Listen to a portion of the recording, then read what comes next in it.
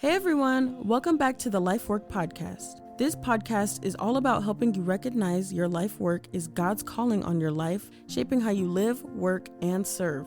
Today we're jumping into part 2 of our conversation with Dean of Students Laquietta Stewart. In part 1, Dr. Stan Norman walked through her story, growing up in small-town Arkansas, coming to faith, discovering basketball, and finding her place at Williams as a relentless rebounder and a student leader. In this episode, they lean into calling decades in public school education and school counseling, learning to give both tough love and grace, a later in life marriage, and how God used all of this to bring her back home to serve as Dean of Students here at Williams. Now let's get into it. Here is part 2 of our interview with Dean of Students Laquietta Stewart on the Life Work Podcast. Welcome back to the Life Work Podcast. We are again joined by Laquietta Stewart, our Dean of Students here at Williams. Last time when we concluded our conversation, we had just finished up with you in college, and we made note of your exceptional basketball career while you were here. Did you want to continue playing ball after you graduated, or were you pretty much done with it? No, I still played a little bit in a league in Paragould when they had a women's league over there, and then I coached basketball also my first 6 years. Did not know this. Yes, so I played with them, and I made them. We were good rebounders, by the way. I bet you were. Yeah, good for you.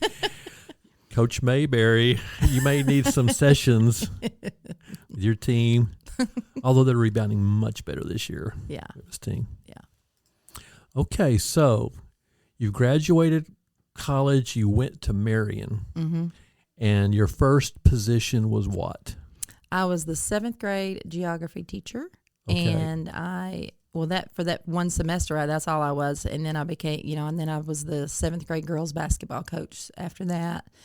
And then I think a year or two later, that was 7th grade girls basketball and assistant junior high basketball. Now, in our last episode, you'd mentioned wanting to be a school counselor, and your studies were obviously targeted that direction. How did you know this? So I want to get down now into a sense of your calling, a sense of a vocational direction. Did you sense God directing you in this, or was it just some passions, or what was it that moved you that way? Okay, so my end goal was a high school counselor, and the reason for that is because, again, like I said in the last podcast, I was so green. I had no idea about college. I had no idea that it was an option, because I hadn't had anybody to go. I didn't know about ACT. I didn't know. And now we had a school counselor. He was an ex-basketball coach, and I think he talked to us some, but I had no idea what he was talking about. I just didn't have that background of knowing. And so I really wanted to inform students and people because college changed my life. And so I wanted to be the person, I wanted to be the person that was able to inform students that there was opportunities if they wanted to go. I mean, that it was an option. I mean, even if they didn't want to go to college, just knowing that it was an option. So let me see. I don't want to put words in your mouth or take this in a direction that is not what you're saying. But what I'm hearing is, okay, there was some life experience in your own pilgrimage that kind of affected how you thought about things. And then you get into college, and there is the reality of the college experience and the benefits and all that's going on, and your own background and your own journey converging with your college education. When did that trigger? Was it your freshman year, your sophomore year, your senior year? When was it that this just set in? Hey, this was my journey, this was my story, and I wish this had happened in my story, my journey, and I don't want that to happen to others. If I can help it, I'm going to be a part of helping them in this story in a different direction than what initially happened to me. When did all that come to the forefront of your thinking? It was probably sometime between my junior and senior year. I mean, because I was a physical education major, and I always said I was going to go, teach and coach. I wanted to coach. Yeah. And then as I, like I said, some of my teammates, and there's just, I could name a lot of different things that happened that came to me, I remember Jennifer Woods, or Jennifer Cook now. Anyway, her brother passed away, and it was a sudden thing, whatever. And so I remember she came just crying and whatever, and I drove her home to her to her mom's house, and just just those little things. People just came to me, I guess, as a junior and senior leader and whatever, and those times I just felt like that I was there to help, So as far as school counseling and things and then I realized how much I didn't know, and as I'm becoming a better student, a better leader, a better communicator, because, man, I'd like to apologize to some of my right now professors. One of them, Miss Midkiff, because she thought I hated her guts, and she went to coach and told her she gives me the death stare every morning.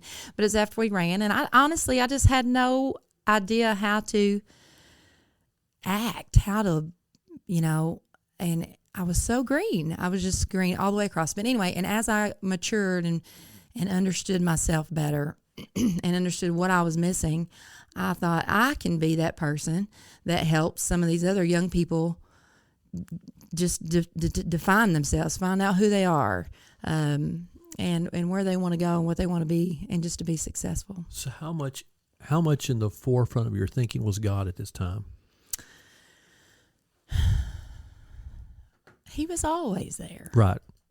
But well, my question is, how cognizant were you of him being there? Well, I know it was a long time ago. It was a long time ago. But I was always, even when I was making bad decisions, convicted. And I prayed about it, but then I'd do it again, So, I mean, I'm just being honest with you here. But, and that in my position now, that's why and I know we're probably not there yet, but there is a redemptive peace, and there's grace. You can mess up and fix it, So you graduate, you're out in the world. Yes. Building career. You were at Marion 30,000 years. How long were you there? 17 years. 17 years. And then you left there and went where? Well, I got married for the first time ever in my life at age 40, and that was in 2014. Were you at Marion? I was at Marion. Okay. My betrothed at the time was in Searcy. Okay. We had met Matt Stewart. I was the golf coach, actually. So I went from, not coaching basketball anymore to being just a high school counselor. Then they asked me to step in, and I actually did interim high school basketball coach for 1 year while they looked for another high school basketball coach. And then after that, they was like, well, hey, how about the golf coach? Because I was playing golf all the time. I was pretty good at the time. And became the golf coach for the last 3 years. But anyway, during that, we played Searcy and whatever. And through those couple of years, I met Matt, and we kind of, gelled, I guess.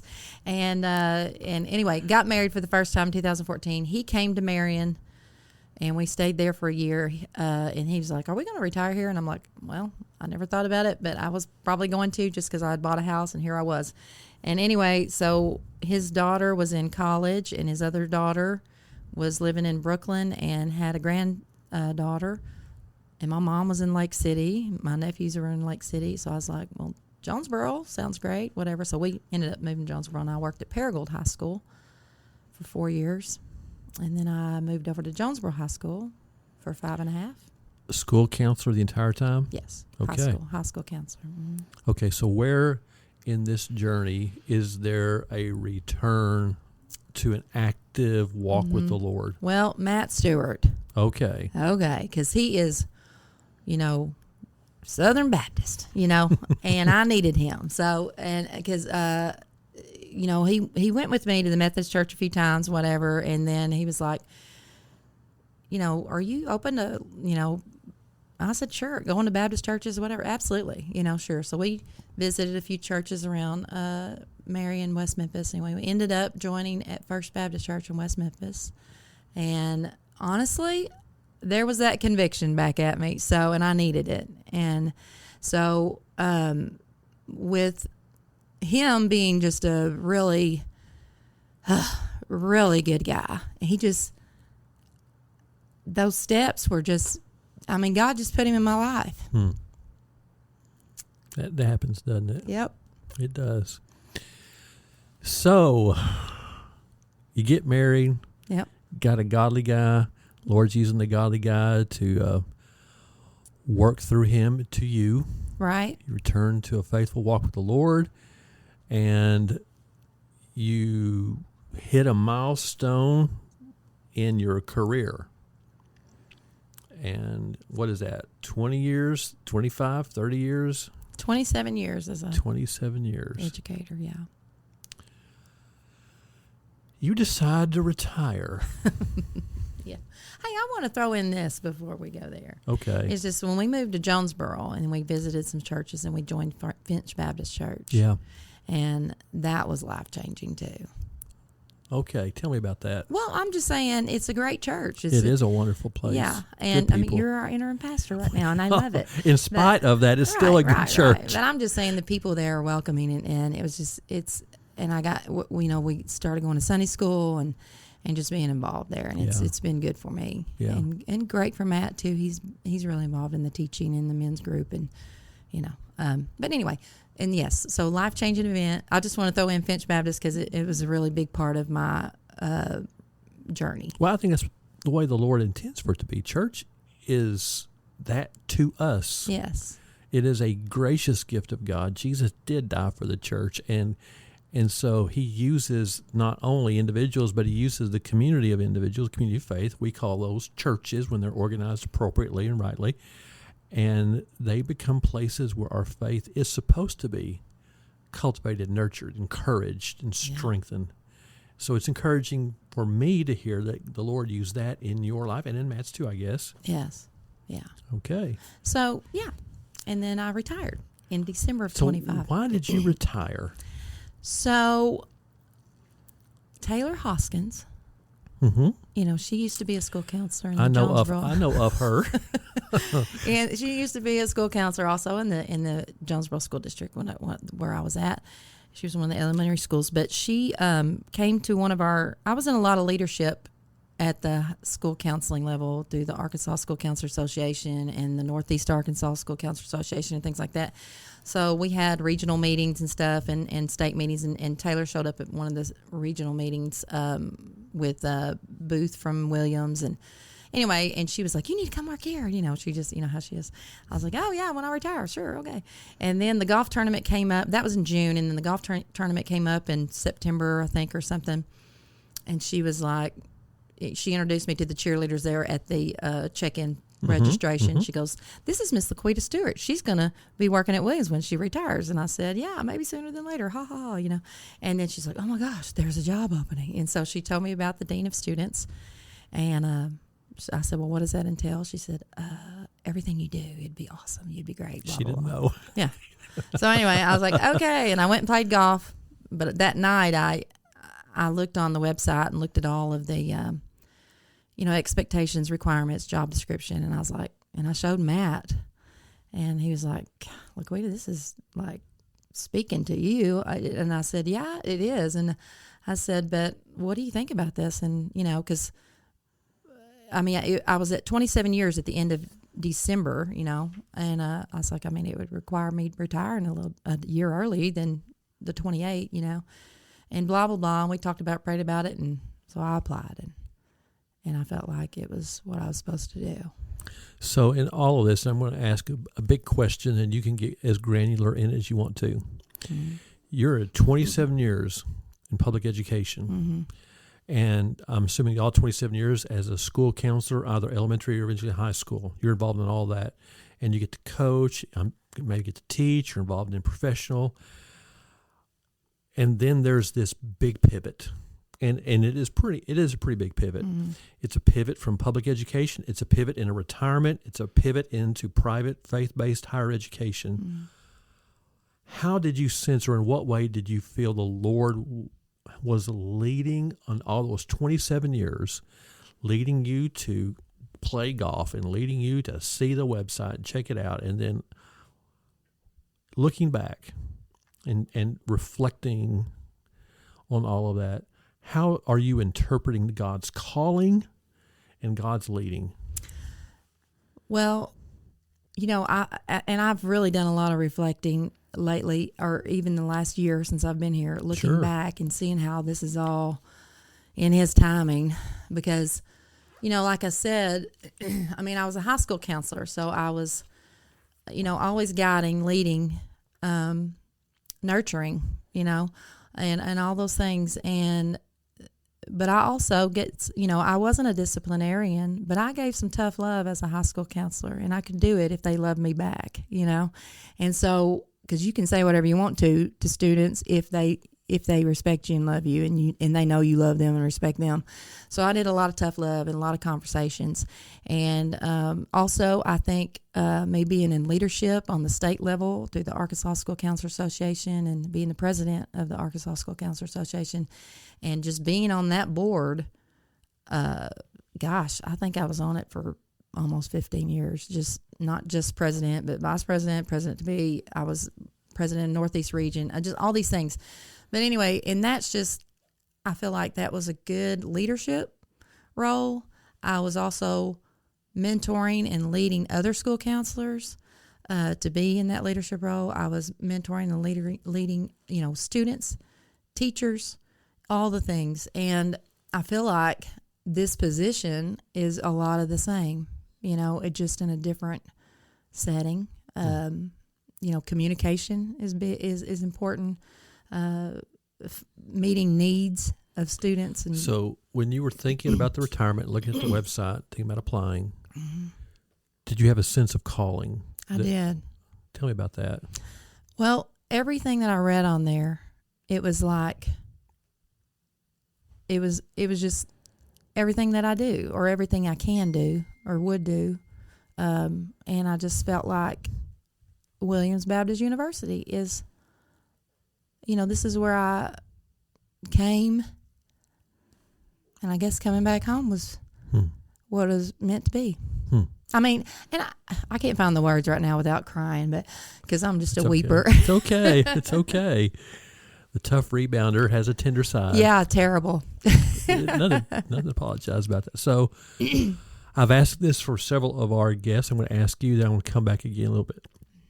What would this Laquietta tell ninth grade Laquietta about God, about His leading, about His purpose, and the way He can orchestrate the events of your life and calling? What would you, from where you are now as a high school, if you were counseling ninth grade Laquietta, but you could do so overtly with the faith and following the Lord, what would you say? Well, I would say get in His Word, and just in prayer, and be around people that are also followers of Christ, and but also be that witness and good Christian friend, even to the ones that are not, and I guess just being a good leader, but always putting Him in the forefront, and everything else will fall into place. That's easier said than done, but it's like if you do that, it's just life-changing. Is that what you would tell the college, Laquietta?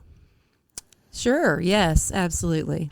100,000. I wish you could do that all over again. Yeah. And don't be stupid. Then don't be stupid. Don't do stupid things. Yeah. Y'all hear that out there? Don't do stupid things. And don't be with stupid people. And don't hang out with stupid people, yeah. So, what are the things that you did in your first career that you now are drawing upon in your role as Dean of Students? Trying to make leaders, mentoring these young people to find their place. Yeah. Because even as a high school counselor, that's what you're doing. You're trying to, and I always said, what are you going to do? What is your purpose? Finding your purpose. Is it going to be in college that you find figure out what you're going to do? Is it military or is it a job? But we're going to be doing something, one of those three. And so here, I feel like they're at that part of their life where we can continue to help them be good communicators, help them to be leaders, find that spot in the college where they can, be that mentor for others as well. And I mean, those are all the things that I feel like, and also giving them some grace when needed. Yeah. And having that redemptive, disciplinary attitude, I guess. What's been the biggest surprise here in your first year of service as dean? My biggest surprise is these students, I love this part of it, is like they will talk to you. And they communicate. And some of them, they still need a little, but, in high school, they'll sometimes walk down the hall and you'll be like, good morning. And everybody will be like, they're still sleepy or whatever and angry at the world. But here at Williams, they're like, hey, Miss Laquietta. And they just, and they seem to be happy to be here for the most part. Yeah. And it's different. And what is God doing in your life today, particularly as it pertains to calling in your vocation? Well, I tell you, of course, and this is through church too. Yeah. Just committing to prayer. And I'll just tell you, I'm praying for a revival. Yeah, me too. And that's what I want. Yeah. Yeah, me too. I've been praying. Even this morning, I was praying for, reflecting yesterday for our listeners, we had a prayer chapel, first one of a semester. And this was one in which we asked our students to be actively involved in praying and leading in prayer groups across the chapel. And it was a beautiful thing to see, especially from where I got to see it. Our employees, faculty, staff, coaches were also involved in all this. So it was a pretty moving, and it just impressed upon me that I was praying this morning, God, please bring a prayer revival and sweep across our campus. Yeah. Just move our students to pray, move our faculty to pray. I'm sure we do. I'm sure they do. But let's take it up a notch. Let's take up the prayers from the perfunctory before the meal, before the game, before the performance prayers, and have a time of intense, deep seeking and searching for God. Together. Sweep across this campus. Yeah. Together. Yeah. Yeah. And maybe we would ask our listeners to join us in praying for this for us. Please, yeah. Pray for our students, pray for our employees, pray for our campus, that God in his gracious, kind, merciful providence would birth a revival here on this campus of Christian Purpose. Amen. Amen. Thank you. Thank you.